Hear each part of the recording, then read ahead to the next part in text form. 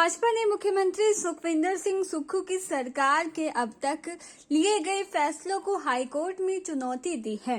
High court में दायर याचिका में आरोप लगाया गया है कि पूर्व कैबिनेट के फैसलों को प्रशासनिक आदेश से निरस्त नहीं किया जा सकता है। भाजपा ने चुनौती दी है कि जनहित के लिए गए फैसले वापस नहीं लिए जाते हैं तो सड़कों पर उतरकर विरोध करेंगे। आपने देखा कि सरकार तो अलग काम में लगी है। जो जनता के कार्य हैं कि जहां फैक्ट्री का इशू हो, सीमेंट का इशू हो, उसकी चिंता करे। सरकार को तो केवल भारतीय जनता पार्टी ने जो ऑफिस खोले हुए हैं उनको डी नोटिफाई करने में लगी हुई है और अपने ही झगड़े में फंसी है कि कौन मंत्री बनेगा, कौन नहीं बनेगा, कौन चेयरमैन बनेगा, इसको बनाना, इसको नहीं बनाना, उसी में लगी है। जो सरकार को चाहिए कि तुरंत जो इतने हमारे परिवार हैं यहाँ पर 10-15 हज़ार के लगभग जो ट्रक ऑपरेटर हैं, वो 40-50 हज़ार के लगभग लोग इसमें आते हैं, उनको देखे, उनकी चिंता करे और सरकार को चाहिए कि अदानी ग्रुप से बात करे और तुरंत इसका समाधान करे। भारतीय जनता पार्टी इन ट्रक ऑपरेटरों के साथ कंधे से कंधा मिला के खड़ी है। हमारे पिछले सरकार के अंदर, रजीम के अंदर कोई भी ऐसी घटना नहीं हुई, लेकिन हम तो कांग्रेस सरकार से जब सत्ता आई है बनते ही ये एक नया बखेड़ा शुरू कर दिया है। तो हम तो यही निवेदन करते हैं कि इसको सॉर्ट आउट करे और लोगों के हितों की रक्षा करे। और बड़ा दुर्भाग्य है कि सत्ता परिवर्तन के बाद जो यहाँ ऑफिस खोले गए उसका डी नोटिफाई कर रहे हैं। भारतीय जनता पार्टी की जब माननीय जयराम ठाकुर जी के नेतृत्व में सरकार थी, जितने भी ऑफिस हैं वो लोगों के डिमांड के ऊपर खोले गए थे। जो लोगों ने इच्छा जाहिर की थी, लोगों को लगता था, पब्लिक को लगता था कि हमें इस चीज़ की ज़रूरत है और सरकार को भी लगता है, सरकार ने ऑफिस खोले। और कई ऑफिस तो ऐसे थे जिनको लगभग एक वर्ष हो रहा है, वहाँ चाहे वो स्टाफ बैठा हुआ है, काम लगा हुआ है, लेकिन सत्ता परिवर्तन के साथ बदले की भावना से कि भारतीय जनता पार्टी ने ऐसा क्यों किया, ये सारे ऑफिस को डी नोटिफाई कर दिए।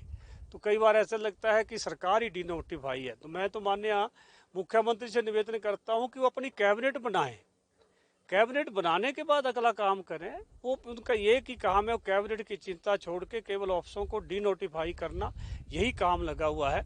और भारतीय जनता पार्टी कोर्ट में गई है कि लोगों ने जो लोगों के हित के लिए, लोगों के जिनकी जरूरत थी, डिमांड के अनुसार जो ऑफिस खोले थे, उनको भारतीय जनता पार्टी कोर्ट के द्वारा बहाल करवाएगी और लोगों को जो उसका सदुपयोग या जिसका लाभ मिलने वाला है वो मिलेगा। तो मैं तो दोबारा यही कहूँगा कि भारतीय जनता पार्टी रुकने वाली नहीं है। इसी तरह चलता रहा तो भारतीय जनता पार्टी सड़कों में आके आंदोलन करेगी। वहीं सुन्नी में सतलुज बांध पर 382 मेगावाट के हाइड्रो इलेक्ट्रिक पावर प्रोजेक्ट को मंजूरी के लिए उन्होंने केंद्र सरकार का धन्यवाद किया। उन्होंने कहा कि प्रदेश में सरकार जिसकी मर्जी की हो, मोदी हिमाचल को अपना दूसरा घर मानते हैं।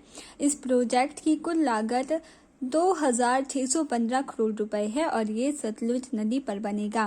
इससे रोजगार के नए मार्ग सृजित होंगे।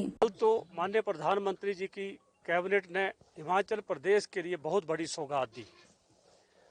382 मेगावाट का सुन्नी के अंदर सतलुज नदी पे हाइड्रो पावर प्रोजेक्ट की मंजूरी दी, जिस प्रोजेक्ट के ऊपर 2615 करोड़ रुपया खर्च होगा और 4000 से अधिक लोगों को रोजगार मिलेगा। तो इससे लगता है कि माननीय प्रधानमंत्री जी हिमाचल को बोलने में भी अपना घर नहीं मानते, लेकिन करके दिखाते हैं। हिमाचल के हित के लिए कोई भी योजना हो, परियोजना हो, उसको सबसे पहले हिमाचल को समर्पित करते हैं। आपने देखा कि कुछ महीने पहले वंदे भारत ट्रेन का विषय आया, तो वो भी हिमाचल प्रदेश ऊना से शुरू की। तो कहने का अभिप्राय ये है कि हिमाचल प्रदेश में सरकार परिवर्तन होने के बावजूद भी माननीय प्रधानमंत्री जी प्रदेश की हर हित की चिंता कर रहे हैं। तो भारतीय जनता पार्टी माननीय प्रधानमंत्री जी का धन्यवाद करती है, आभार व्यक्त करती है और हमें आशा है कि आगे भी प्रधानमंत्री जी प्रदेश के हित के लिए काम करेंगे। के चैनल के लिए शिमला से पुष्पेंद्र कुमार की रिपोर्ट।